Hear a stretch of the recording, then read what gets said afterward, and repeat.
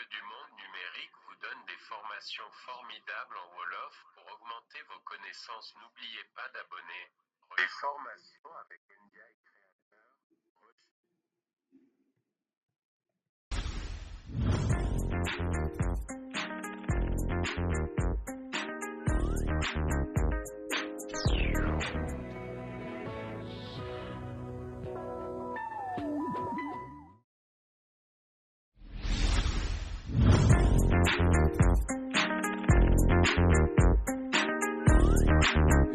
Bonjour tout le monde asalaamaaleykum wa rahmatullah ñu ngi leen di jaajëfal bu baax a baax si ànd bi ngeen ànd ak ñun et aussi ñu ngi leen wax bu fekkee ne abonné googul fàtte abonné bu fekkee ne aussi am na loo bëgg wax nga def ko si commentaire yi bu leen fàtte aussi di like vidéo yi pour gën mën a yokk doole pour bu leen aussi fàtte di partager vidéo yi pour seen yeneen ami yoo xamante ni daan leen mën a dimbale et aussi ñu leen di fàttali aussi ne vidéo lii chaîne bi la ko tax a jóg du lenn lu dul jàppalante ku nekk li nga xam nga baax ko sa morom donc pour vidéo bi gën a bañ a gudd en fait dañuy yemale ko fii et ñu commencé les choses sérieuses merci. Bonjour tout le monde asalaamaaleykum wa rahmatullah ñu ngi leen di jaajëfal bu baax a baax si abonnement yi ak ànd bi ngeen ànd ak ñun tey ñu ngi ñëw si benn logiciel si PowerPoint. Defoon nañ ci benn introduction ci WordPress mais tey dañuy ñëw def introduction ci PowerPoint beneen yoon ñu def ci beneen logiciel ba baa ñuy ñëwaat ci suñu logiciel yi yéen a gën a xam donc pour vidéo bañ a gudd dañuy commencer les choses sérieuses ok PowerPoint boo ko tijjee li ngay fekk moom moo nekk sa espace d'accueil lii moom ngay njëkkee jàkkaarloo boo tijjee PowerPoint comme boo tijjee Word ni nga gisee ay modèle affaire yi noonu soo tijjee PowerPoint aussi ni nga jàkkaarloo affaire yi nii donc soo defee autour thème mën nga gis kii yëpp ñu nekk fii nii bienvenue dans PowerPoint Audition Atlas yi yëpp ay kii la galerie yi yëpp ay xeetu document yoo xam ne mën ko def quoi comme ni nga defaree ay flyer ay affaire yi noonu mën nga defar yëpp ay cadre yëpp mën nga ko def comme ni flat secours maillage orthographe cadrage yi yëpp mën ko def tey bu ñu jëlee exemple benn ñu dugg ñu xool on va voir galerie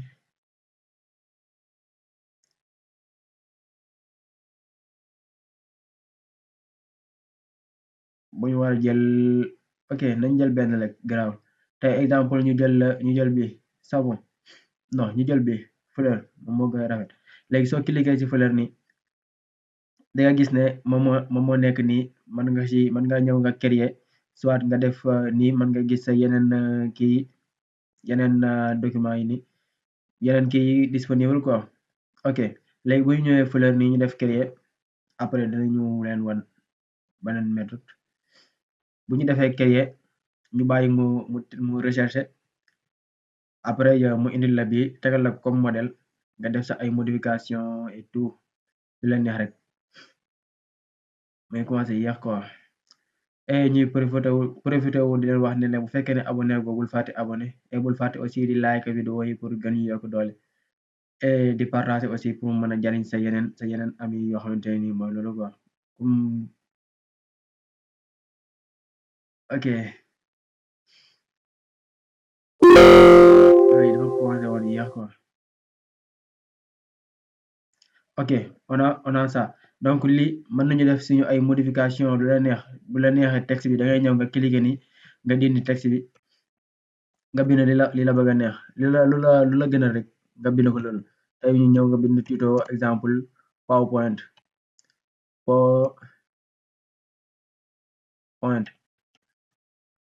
exemple nga ñëwaat fii nga dindi lu la neex soo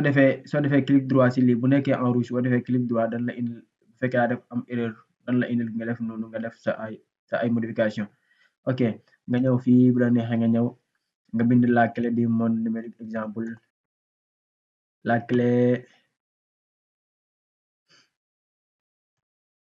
clé du monde numérique exemple mën nga ñëw aussi fii moo nekk première page bi vous voyez fii moo nekk première page bi mën nga ñëw aussi am na deuxième page moom moo nekk nii troisième page ci yëpp mën nga def sa ay modification nga def lu la neex mën nga ci insérer ay photo def lépp lu la neex quoi yéen a ma gën a xam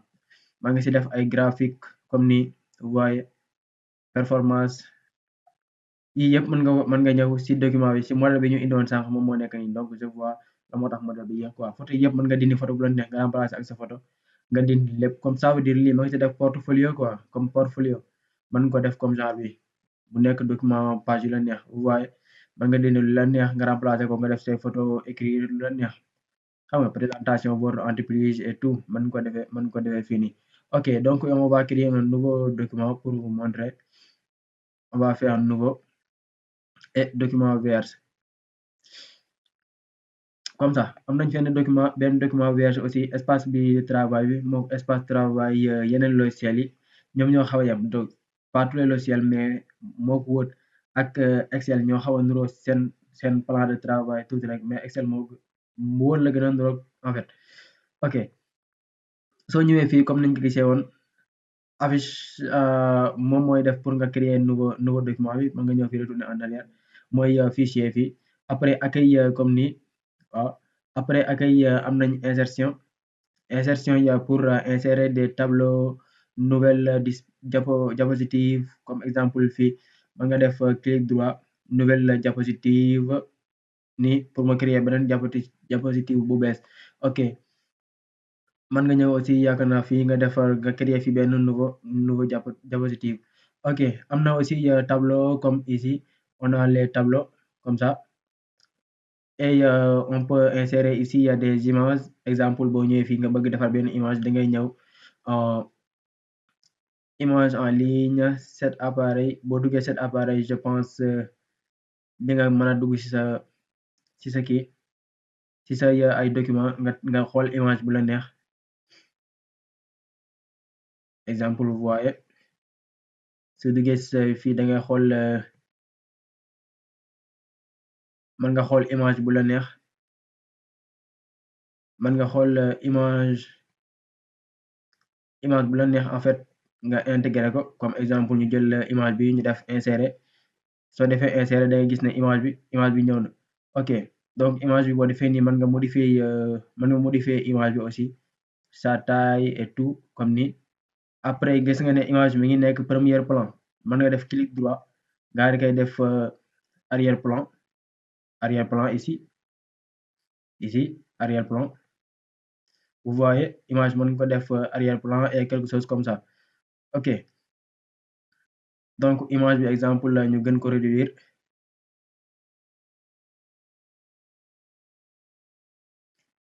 on peut diminuer encore l'image et ñu placer ko exemple la fii on peut diminuer l'image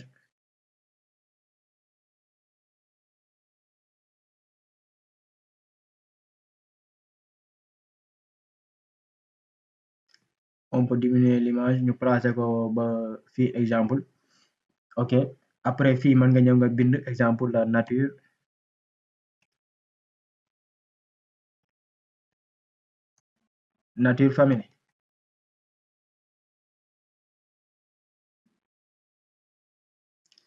family comme ça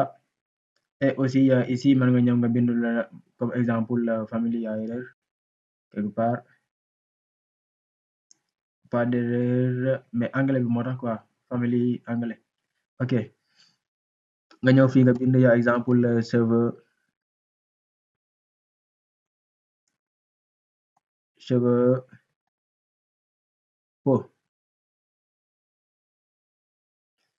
peau exemple comme ça et ici mën nga changer police taille écriture bi comme ça mën nga changer police bi ici soo ñëwee fii boo ñëwee nga cliquer fii da nga gis police yi yëpp mën nga changer police bi nga def ko police bu la neex comme exemple mën nga changer police bi comme mën nga changer aussi taille police bi ici mën nga ko def aussi en gras comme ça et mën nga ko souligner en cliquant sur S bi ñu souligner et mën nga ko def fii en italique en cliquant ici et S bi pour mu gën a foncé boo ko bëggee désouligner aussi nga bësaat ci S bi da ngay désouligner fii moom moo nekk espace entre les caractères moo nekk nii mooy diggante ñaari lii nu muy soree wala nu muy jege exemple ñu jël bi ok fii mën nga changer couleur bi couleur écriture bi nga def ko soit vert comme vert bi et mën nga changer aussi fond écriture bi quoi mais jarul ok et ça en fait on a encore ça cheveux qu'on peut changer aussi on va prendre ça on peut augmenter mën nañu yokk taayam bi en fait mi ngi 24 ñu def koy 32 après mën nañu changer couleur am ñu changer couleur am ñu def ko bleu exemple ñu def ko bleu comme ça mu bañ a bari ay couleur quoi ok on a ça donc aussi mën nañu changer mën nga ñëw fii dessin on était fi lañu nekkoon insertion donc insertion et lii yëpp yu bari gisoon nañ ko ci after ci kii nii quoi ci Word moo tax bëgguma ci ñëwaat bu ngeen seetaanee benn ci vidéo yi rek bu seetaanee vidéo yi njëkk yi rek da ngeen comprendre yi quoi ok donc forme yi mën nga tracer forme yi la neex comme mën nga tracer ay cercle et tout forme boo ci gis rek mën nga ko ñëw nga jël ko nga tracer ko noonu exemple ñu ñëw fii ñu jël benn triangle isocial après nga daal def nii nga tracer cliquer nga glisser nii da ngay tracer benn triangle comme ça mën nga changer aussi couleur triangle bi mën nga changer lu bari ci triangle bi ok après ça ñu ngi woon insertion encore forme yi ci lañ nekkoon sànq les icônes on a les modèles 3D graphique zoom lien et quelque chose comme ça mën nga ñëw aussi symbole vidéo nga jël nga xool lu la neex nga def ko foofu noonu ok on peut faire aussi mën nañu ñëw aussi ci transition conception ci conception da nga fi gis ay conception ay exemple de conception comme ni ay exemple de conception boo ci cliquer rek dafay nekk comme genre exemple li nga bëgg comme ni yaa ngi gis loo boo fi cliquer rek da ngay am comme genre boobu noonu vous voyez da ngay am comme genre forme boobu noonu nga mën ci def sa ay travail yu cool mën nga ci def lu la neex comme ci insertion bi ok am na aussi taille de diaporami mise en forme de l'arrière-plan remplacer on va voir ça après bu ñëw ci gën a kii quoi ruq-ruqaan yi am na yoo xam ne day xaar pour vidéo bañ a guddee comme noonu quoi aussi am nañ aussi transition dans transition on a ça vous voyez on a aussi fondu transition fondu essayer la nouvelle transition waaye am nañ transition fondu am transition yi yëpp am nañ aussi dans animation danañ ko gis ci yeneen vidéo yi ñëw inchallah ok modifier moniteur principal on va faire ça automatique et ici appareil de diapositive actuel moom moo nekk ni vous voyez boo cliquer lu muy joxe après diaporami personnalisé moom moo nekk ni autant pour moi diaporama personnalisé am na aussi configurer le diaporama boo ñëwee fii configurer le diaporama di nga fi fekk aussi ay yeneen présenté par un présentateur plein d'écran visionné par une personne fenêtre visionné sur une bonne plein écran affaire yi yëpp ay paramètres de kii la quoi visionnage pour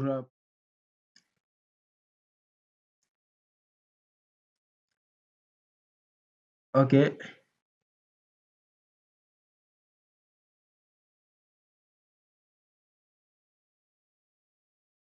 dans affichage mën nañu ñëw fii ñu xool nuance de gris affichage bu ñëwee fii nouvelle fenêtre y a beaucoup de choses bi mën a def fii ni mode plan normal comme exemple la mën nañu changer mode yi yaa ngi gis mode plan normal ak mode yi nekk yi yëpp yaa ngi gis plan bii fii comme ni nga ko gisee si yeneen logiciel yi vous voyez comme ça nga mën a travailler si ñaari plan yi ensemble vous voyez am na aussi mën nañu jël si plan normal bi mode plan normal bi aussi am na aussi fii nii couleur ici on peut changer les couleurs ici vous voyez gris noir blanc et tout ça normalement boo ñëwee fii ci palette des couleurs war na mën a ouvrir ci kii on était où encore révision affichage ok nouvelle fenêtre aussi mën nga créer de nouvelles fenêtres ici mën nga créer nouvelle fenêtre là-bas ok et encore affichage nuage nouvelle fenêtre on a quoi encore changer la fenêtre magos ok et ici bu fekkee da nga am problème mën nga ñëw fii aide bu fekkee da nga am benn problème mën nga ñëw aide nga cliquer fii contacter le support mën nga contacter support bi comme mën nga def commentaire aussi mën nga def afficher la formation tout ça aide nga cliquer fii nii mu indil la benn li nga wax li nga bëgg soxla li la jaaxal ci logiciel bi soit daa bañ installé wala soit daa bañ def nangam wala soit daa bañ nangam ak nangam ok donc de manière générale mën nañu yem fii nii comme ni ñu bindee texte ni ñu defee formulaire exemple ñu xool la mooy Word PowerPoint liñ ci mën a def son importance et vidéo yi di ñëwaat incha allah ñu xool laneen lu gën a avancé incha allah donc ñuy profité aussi di leen wax ne ñu ngi leen di ñaanal korite jàmm di leen ñaanal jàmm aussi di ñaan yàlla ñu fekke ko ay déwéni donc ñu ngi leen jaajëfal bu baax di la fàttali aussi bu fekkee ne abonné go bul fàtte abonné merci